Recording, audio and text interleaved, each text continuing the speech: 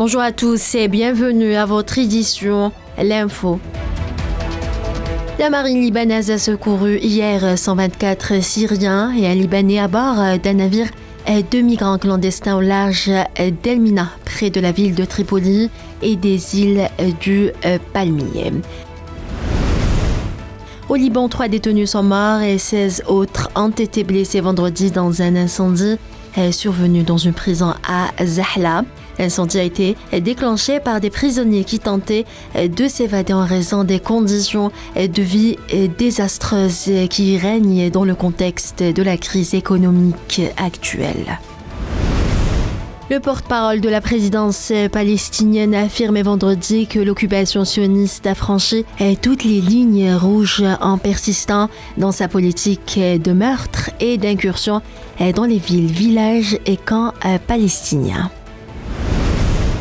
Kiev a tenté de lancer une attaque de drone sur le territoire russe. Nanja a été détruit par la défense antiaérienne d'un petit bateau lance-missile de la flotte de la mer Noire à 10 km de la Crimée, a rapporté le ministère russe de la Défense. Une mission d'observation de la communauté économique des États de l'Afrique de l'Ouest est arrivée au Libéria en début de semaine à l'occasion des élections présidentielles et législatives prévues mardi prochain dans ce pays d'Afrique de l'Ouest, a annoncé le bloc régional dans un communiqué. Le ministre de l'Information somalien a indiqué que les forces de sécurité somaliennes ont neutralisé plus de 100 terroristes Shabab, dont des opérations sécuritaires survenues mercredi et jeudi dans le centre du pays.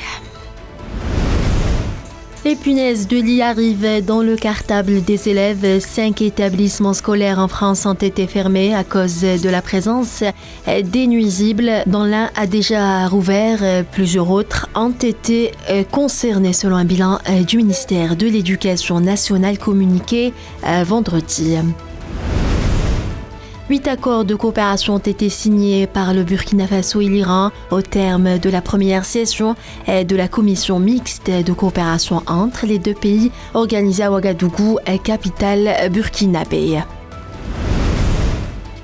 L'épidémie de choléra qui sévit actuellement en Éthiopie a fait quelques 300 morts à ce jour, a indiqué l'Organisation mondiale de la santé dans sa dernière mise à jour de la situation. Voilà, c'est la fin de ce bulletin d'information. Merci à vous tous de l'avoir suivi et à demain.